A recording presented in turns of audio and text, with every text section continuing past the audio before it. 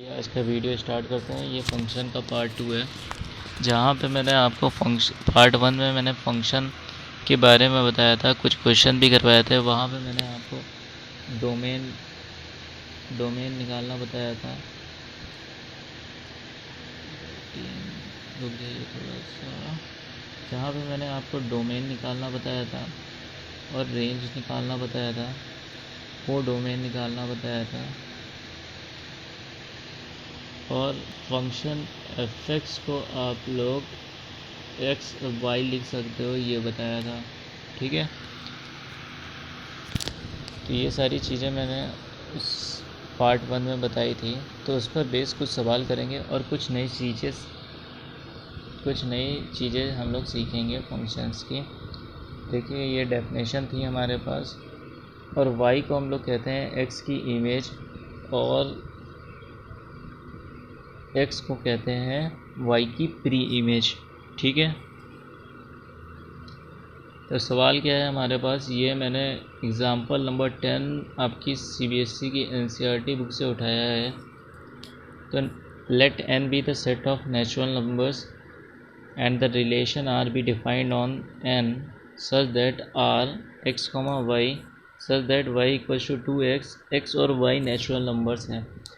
तो natural numbers हैं, तो मैं आपको नंबर से समझाता हूँ। वैसे क्वेश्चन तो आपको सिंपल सा थ्योरी में ही करना पड़ेगा, बट मैं आपको नंबर से समझा देता हूँ। अगर x नेचुरल नंबर में बिलोंग करता है, तो आपको पता है कि नेचुरल नंबर 1 से स्टार्ट होते हैं, 1 2 3 4 5 एंड सो ऑन।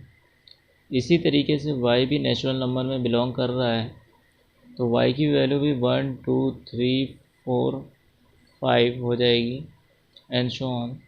बट यहाँ पे एक आपको रिलेशन दिया हुआ है, इससे आपको इमेज मिलेगी x की y में।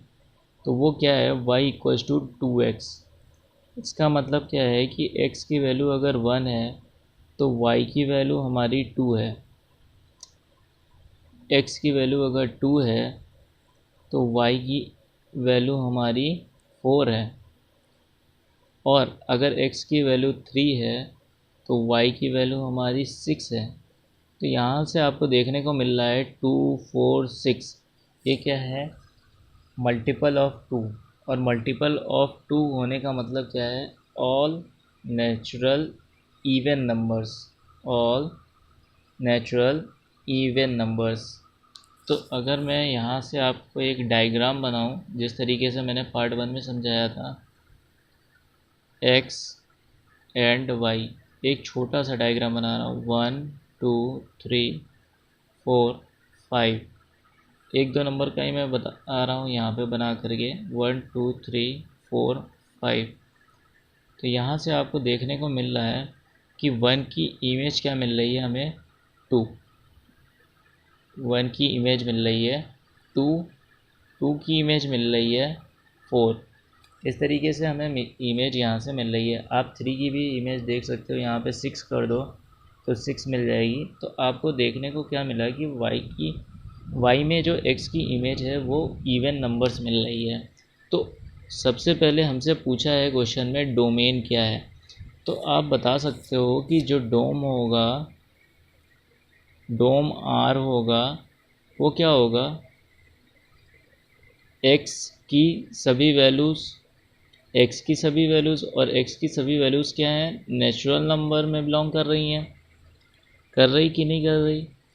अच्छा, तो ये आपका आंसर हो गया कि डोमेन ऑफ R क्या हो जाएगा, all natural set of all natural numbers. Codomain क्या हो जाएगा, कोडोमेन जो होता है वो y की वैल्यूज़ होती है। तो कोडोमेन ऑफ R क्या हो जाएगा, set of all natural numbers. ठीक है, y की वैल्यूज़। बट रेंज क्या होगी, रेंज जो होती है वो होती है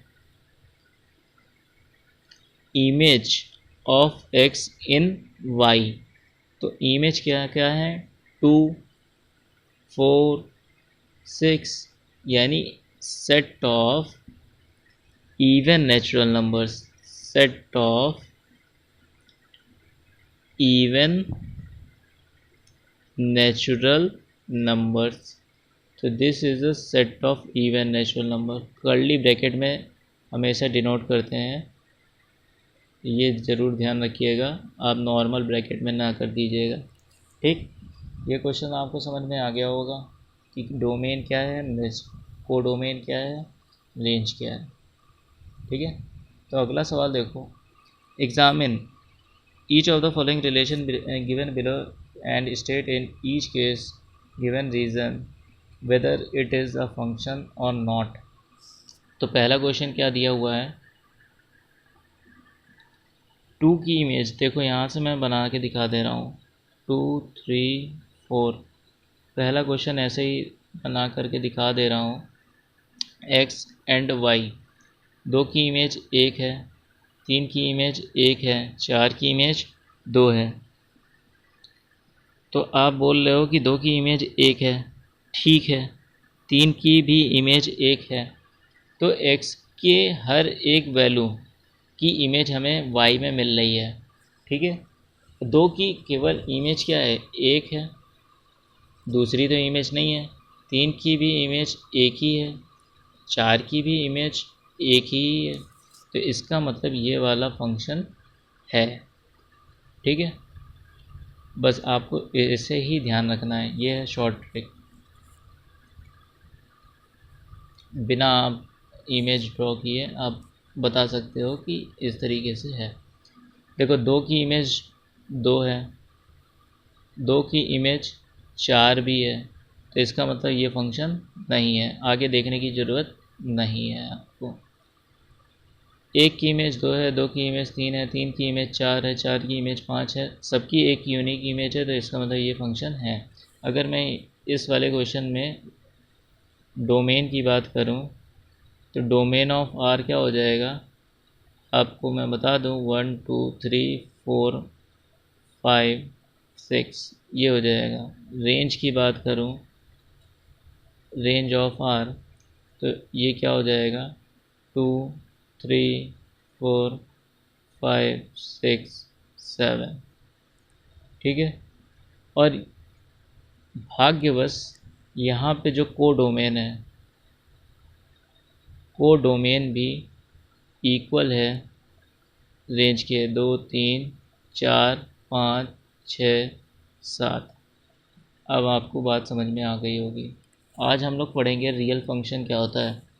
रियल फंक्शन, देखो एक फंक्शन x से y में हमें ये तो पता ही है, लेकिन अगर x से y में है और जो आपको रिलेशन दिया होता है उसकी वैल्यू, जैसे मान लो अभी रिलेशन दिया हुआ था y=2x, अगर मैं यहाँ पे x को यहाँ पे बताया गया था नेचुरल नंबर, अगर ये कह देता कि x रियल नंबर है तो हमें 0 लेना पड़ता है, तो y की वैल्यू क्या 0 आ रही है, हाँ 0 आ रही है। तो इसका मतलब x की वैल्यू अगर रियल है तो y की वैल्यू भी एक रियल नंबर ही है।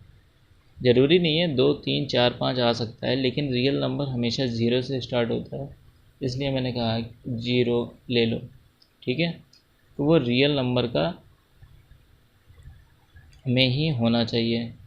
ठीक है, तो रियल वैल्यूड फंक्शन क्या होगा, रियल वैल्यूड फंक्शन f वो हमेशा या तो r होगा या तो उसका ही एक सबसेट होगा। ठीक है, जहाँ पे x जो होगा वो r का सबसेट और y भी r का सबसेट, तब हम लोग कहेंगे कि ये जो फंक्शन है ये रियल फंक्शन। ठीक है, बस इतनी ही बात इसमें समझनी थी आपको।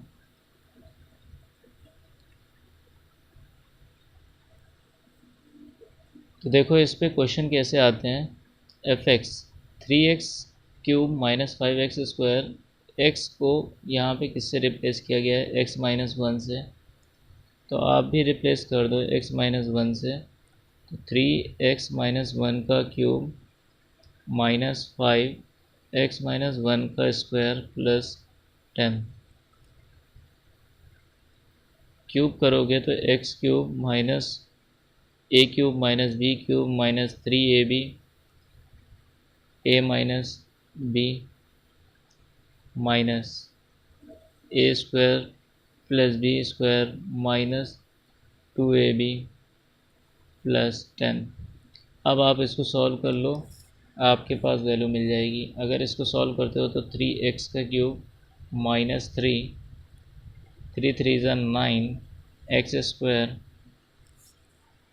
Minus minus plus minus 3x और बाहर का 3 9x, यहाँ से 5x square minus 5 minus 10x minus minus plus and 10। ठीक है, अब इसको सॉल्व कर लेना, आंसर आ जाएगा आपके पास। चलो देख लो वैसे।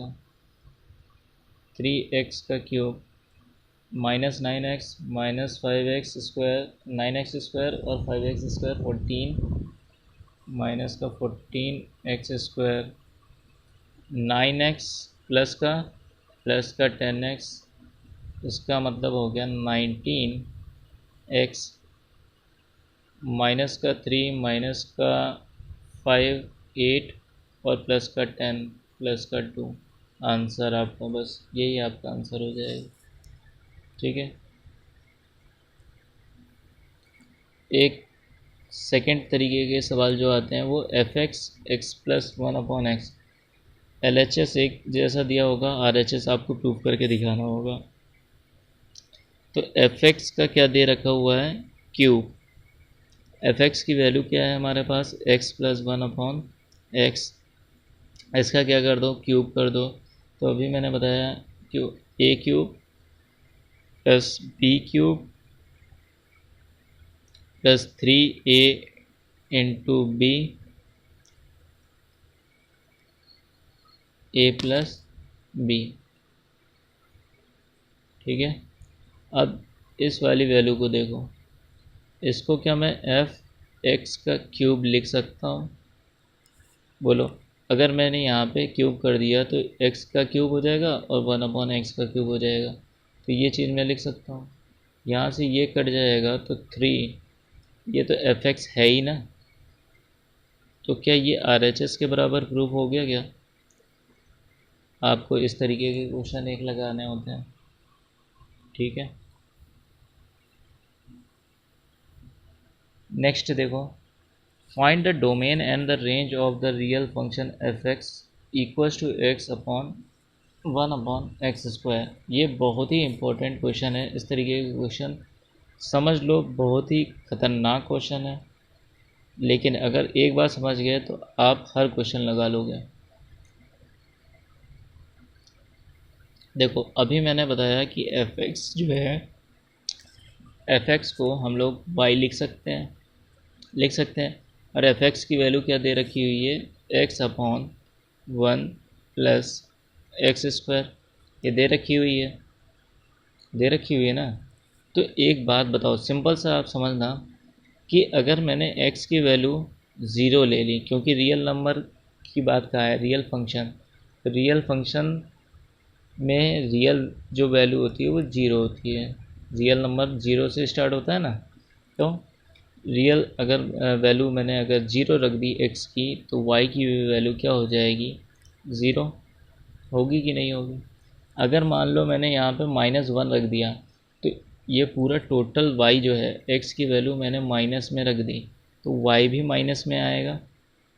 अगर पॉजिटिव रखी x की वैल्यू, तो y भी पॉजिटिव आएगा क्या। तो इसका मतलब जो है x जो है वो सबसेट है रियल नंबर का, और y भी करस्पॉन्डिंग रियल नंबर का सबसेट है। अब एक बात बताओ, डोमेन जब हम लोग निकालते हैं तो मैंने सबसे पहले कहा था कि जो x की वैल्यू होती है वही डोमेन होता है। तो डोमेन क्या हो जाएगा, अब डोमेन हो जाएगा R, और R हो जाएगा कि नहीं हो जाएगा बताओ, क्योंकि x की सभी वैल्यूज़, और x की सभी वैल्यूज़ क्या हैं, रियल हैं। तो डोमेन क्या हो जाएगा, set of all real numbers, यानी R। यहाँ तक बात समझ में आ गई। अब रेंज निकालने का तरीका दूसरा है।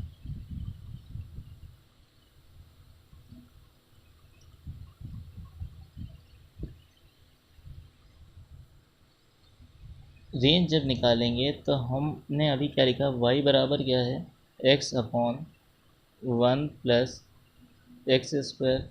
अच्छा, जब रेंज निकालते हो तो रेंज में मैंने बताया कि रेंज जो निकालते हैं वो y की वैल्यू होती है, तो हमें y की वैल्यू चाहिए होगी। ठीक है, तो इसका मतलब क्या हो जाएगा, अब हम लोग क्रॉस मल्टीप्लाई करेंगे तो y 1 प्लस एक्स स्क्वायर बराबर x, इसको सॉल्व करते हो तो y X square minus x बराबर 0। अब यहाँ से देखो x की वैल्यू पावर क्या है, 2, यानी क्वाड्रेटिक इक्वेशन बन रही है कि नहीं बन रही है। तो इसको मैं सजा के लिख दूँ तो कुछ इस तरीके से बनेगा क्या, y X square minus X plus Y, ये बनेगा। यहाँ तक आप लोग देख लो, 1 2 3 4 5, 5 तक मैंने काउंट कर दिया। अब देखो आगे, ये एक क्वाड्रेटिक इक्वेशन है, बट यहाँ पे हम लोग सिविधराचार्य लगाएंगे तो x की वैल्यू क्या हो जाएगी यहाँ पर, -1 यानी +1 plus minus under root B square यानी 1 माइनस 4a इंटू सी अपॉन 2a, ये लगाओगे क्या, लगा दिया हमने। अब एक बात बताओ, यहाँ से आपको पता है रियल रूट्स लाने के लिए डिस्क्रिमिनेंट क्या होना चाहिए, हमेशा 0 से बड़ा होना चाहिए या फिर इक्वल होना चाहिए। तो हम यही चीज़, और यहाँ पे डिस्क्रिमिनेंट क्या है, 1 माइनस 4y² अंडर रूट में, क्योंकि वो डे स्क्वायर निकाला था तो यहाँ से 0। ठीक है, आ गई value under root 1 minus 4y²। ठीक है, 5 सेकेंड का टाइम दे रहा हूँ, आप देख लो यहाँ तक, 1 2 3 4 5। ठीक है, इसको मैं बिगाड़ता हूँ।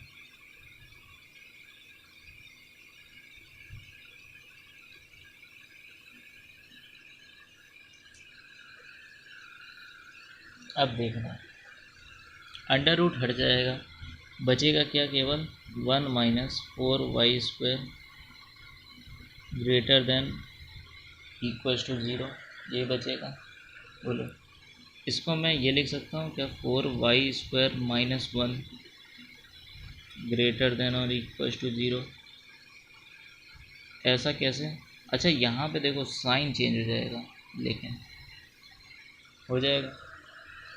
अच्छा ये बताओ, ये 2y का होल स्क्वायर माइनस 1 का स्क्वायर, देखो यहाँ पे माइनस का मल्टीप्लाई किए हैं तो साइन चेंज हो जाता है, ये आपको पता होगा। तो ये 2y प्लस 1 बनाएगा और 2y माइनस 1 बनाएगा। बोलो, बनाएगा क्या। अब यहाँ से आपको y का रेंज क्या मिल रहा है, y की वैल्यू इस वाली वैल्यू से देखो ज़रा कि ये 1/2 से छोटी होगी, हाँ छोटी होगी।